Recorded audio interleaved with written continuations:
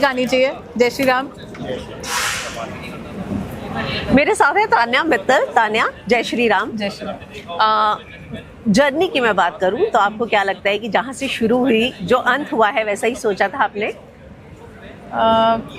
अंत आज कैसा हुआ है ये मैं देख ही नहीं पाई, मैं आपको सच बताऊं तो, क्योंकि आज का दिन बहुत ओवरवेलमिंग था मेरे लिए। तो क्योंकि मेरे घर में पूरी जर्नी में कोई दोस्त नहीं बने, सब लोग बहुत जेलस रहे, लड़कियां भी लड़के भी, पता नहीं ऐसा मैं क्या कर रही थी।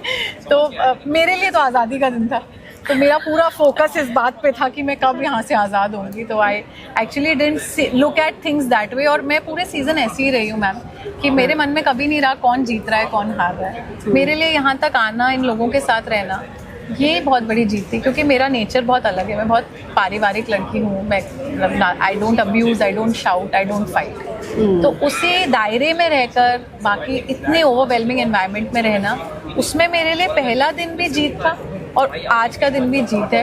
टॉप 4 हो, 3 हो, 2 हो, मुझे कोई फ़र्क नहीं पड़ता है। मैं जैसी थी वैसे ही घर के बाहर आई हूँ, यही मेरे लिए सबसे बड़ी जीत है। और इतने सवाल उठने के बाद भी अगर मैं नहीं टूटी हूँ तो इससे बड़ी जीत मुझे नहीं लगता जीवन में कुछ और। So sweet. आपने कहा कि रिश्ते जो हैं आपके लिए मायने रखते हैं, और आपने खुद मेंशन किया कि कोई रिश्ता बन ही नहीं पाया, सबने आपको गलत समझा। तो इस बात का गम है या आपको लगता है कि कहीं कोई चूक हुई होगी रिश्ते समझने में, या आपको लगता है कि रिश्तों की परिभाषा आपको दोबारा से समझने की जरूरत है? नहीं, ये बात मैंने कही भी थी शो में, और आपको भी कहना चाहूँगी कि मेरे सही साबित होने के लिए उनका गलत होना ज़रूरी था। कुछ रह गया था जीवन में सीखना, इसलिए मेरा बिग बॉस में आना ज़रूरी था। तो वो लोग बुरे रहे, मेरे साथ बहुत बुरे रहे, और मैं मतलब उनको भी गलत नहीं कह सकती, क्योंकि उन्होंने शायद ऐसा व्यक्ति देखा ही नहीं था कि कोई इतना ओवर केयरिंग हो सकता है, कोई इतना गिविंग हो सकता है। कि मेरे दरवाजे, मेरे डब्बे सब खुले ही रहते थे सबके लिए, एवरीबडी वांट्स एनीथिंग, मेरे दुश्मन भी। एंड कोई भी बीमार होता था, I was the first person running and everything. तो it was too much for them to take. तो उन लोगों का वो होना जायज़ था, उन्होंने वही काम किया जो उनका नेचर है, क्योंकि उनने कभी ऐसा व्यक्ति देखा नहीं। पर आप मुझसे बाहर भी मिले हो अभी, और अगर आज से 1 महीने बाद भी मिलोगे, मैं ऐसी ही हूँ। मैं आपको सच बता रही हूँ मैम, मैंने घर में बहुत कोशिश की कि मैं अब अपने आप को बदल लूँ, क्योंकि मैं केयर करती हूँ तो लोग मुझे और फर्जी बोलते हैं, तो मैं केयर ना करूँ। बट मेरे दिल ऐसा है ना कि मैं फरहाना को अकेले बैठा भी नहीं देख पाई, और मैं नीलम से लड़ गई कि मैं खुद अपने आप से परेशान हूँ कि मैं ऐसी क्यों बदलेंगी खुद को। इतना कोई कैसे हो सकता है कि अब मैं आपको सच्ची बता रही हूँ, अगर सामने से अभी कोई चला जाए और वो कहते मेरे पैर में दर्द है, तो मैं आपका इंटरव्यू छोड़ के वहाँ चली जाऊँगी। ये मेरा एक नेचर है, और मैं नहीं चाहती कि मैं इस दुनिया में कोई भी तूफान आए उस चीज़ को बदले, क्योंकि मुझे लगता है मेरे जैसे लोग राम जी बहुत कम भेजते हैं। क्योंकि ऐसे लोगों को देखकर हमें विश्वास रहता है कि नहीं, अभी दुनिया में अच्छाई खत्म नहीं हुई।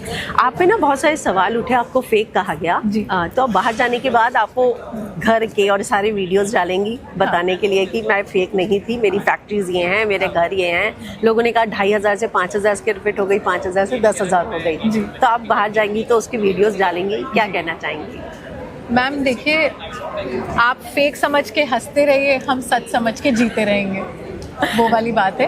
क्योंकि आप समझिए, अगर जिस लेवल की डिटेल्स मैं दे रही हूँ, अगर मैं इतनी कहानी बना रही हूँ तो उसको मैंने कहीं तो जिया होगा ना जीवन में, कहीं तो देखा ही होगा वो गार्डन, कभी तो चलाई ही होगी वो लिफ्ट। तो ऐसा नहीं हो सकता कि आप इतनी बड़ी कहानी जो है उसको आप बुनकर एक शो पे सुना दो when you are aware that you are on national television. तो ऐसा कुछ भी नहीं है। बट अगर मैंने खुद को साबित किया वो वीडियोस निकाल के बाहर, तो कहीं ना कहीं मैं झूठ बोल रही थी, इसीलिए मुझे साबित करना पड़ेगा।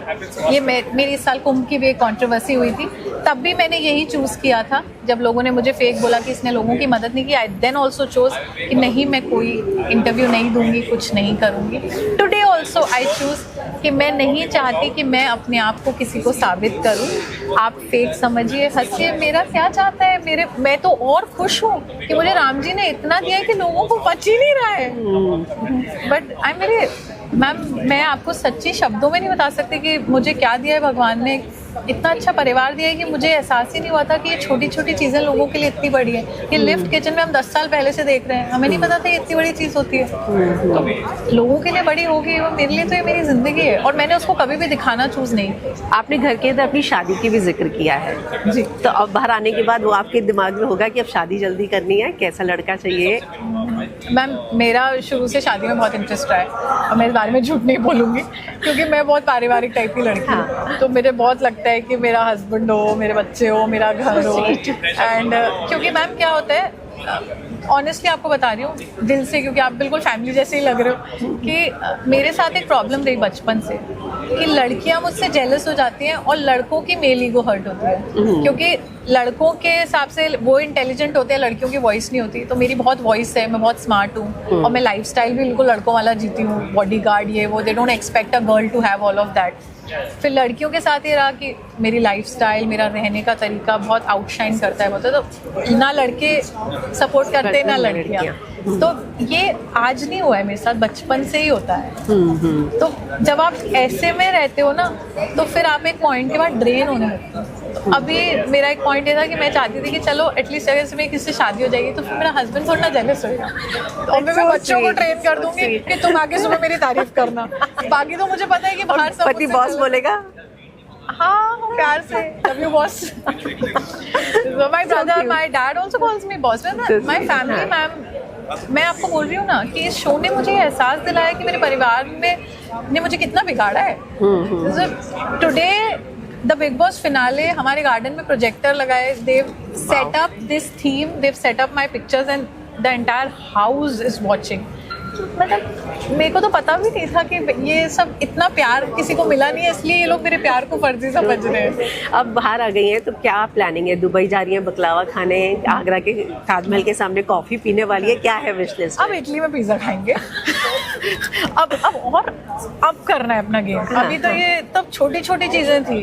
अगर लोगों को नींद नहीं आ रही इन चीजों से तो नींद और खराब करनी चाहिए मुझे, क्योंकि क्या होता है कि जब आपको बहुत जोर से लोग गिराने की कोशिश करें, या तो आप गिर सकते हैं या आप संभल सकते हैं। तो ये मौका है संभलने का। और मैंने ये बात अभी भी कही थी थोड़ी देर पहले, और आपको भी ये कहना चाहूँगी कि लोग कितने भी सवाल मेरे ऊपर उठाएं, मेरे जीवन का ये वक्त ये लौट के नहीं। ट्रू। अब यहाँ जो था शो पे हो गया, अभी भी जो दिन बचे हैं, अगर मैं इटली में पिज़्ज़ा खा सकती हूँ और उसके लिए कमा सकती हूँ तो I should do it, I must do it. और लोगों को सवाल उठाने दीजिए, मैं तो चाहती हूँ वो सवाल उठाते रहें। कभी ना कभी मेरे जैसी एक लड़की जब आती है तब वो उन सारे लोगों को एक सवाल का जवाब देती है कि हाँ, इस दुनिया में अभी भी अच्छे लोग हैं। जीके के ट्रॉफी जीतने के बाद सब कह रहे हैं कि जीके क्या करेगा, ये जो टैगलाइन है ये बहुत हिट हो गई। जी, वो टैगलाइन पे मैंने बहुत डांस किया है, मैंने बड़े गाने बनाए हैं। तो पर मैम जीके क्या कर रहे हैं या क्या करेंगे, मैंने आज शो जीता, मुझे तो मैंने ध्यान भी नहीं दिया एक्चुअली। बहुत ही सेल्फ ऑब्सेस्ड लड़की हूँ मैं, अपनी साड़ी देख रही थी, बहुत अच्छी लग रही थी। मैं जब टॉप 4 करके बाहर आ गई उसके बाद मैं इंटरेस्ट बिल्कुल लूज कर चुकी थी, मुझे कोई नहीं दिख रहा था, मुझे अपना घर दिख रहा था।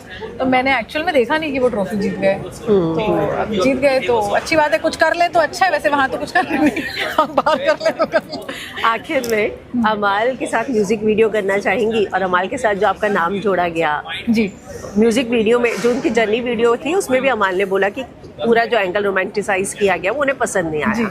तो आप क्या बोलेंगे इस पे? और एकता का सीरियल, हाँ दोनों चीज़ों पे बोल देती हूँ। पहली बात रही अमाल की, तो अमाल ऑलरेडी आई थिंक बॉम्बे में बहुत बड़े स्टार हैं। देखिए मैं जानती नहीं थी, मैंने बोला म्यूजिक कंपोजर है। मैं तो पहले ही दिन उसके लिए पानी गर्म करने चली गई थी। जब मैंने उसकी मशीन देखी थी तभी मैं उसके लिए, हमारे यहाँ गीज़र स्टार्ट किए थे, पहले ही दिन बाल्टी उठा ली थी मैंने उसके लिए। तो मेरी केयर इस चीज़ की मोहताज नहीं थी कि वो कितना बड़े स्टार है, वो अपने स्टार हैं, बने रहे। बट मैंने शो में बहुत क्लियरली मैंशन किया था और उन्हें कई बार मैंने ये चीज़ बोली कि मेरे लिए दोस्ती से बढ़कर कभी कुछ नहीं था, क्योंकि मेरे जो भी दोस्त भी मैं चूज़ करती हूँ मेरी फैमिली देखती है। मतलब मेरे लिए मेरे माता पिता से ऊपर बढ़ के कुछ नहीं है। एंड जैसा अमाल का नेचर रहा मेरी तरफ शो में, उन्होंने एक बहुत गंदा इशारा भी किया, सब कुछ किया। तो जिस हिसाब से अमाल का रवैया रहा, मुझे नहीं लगता मेरे परिवार को पसंद आएगा।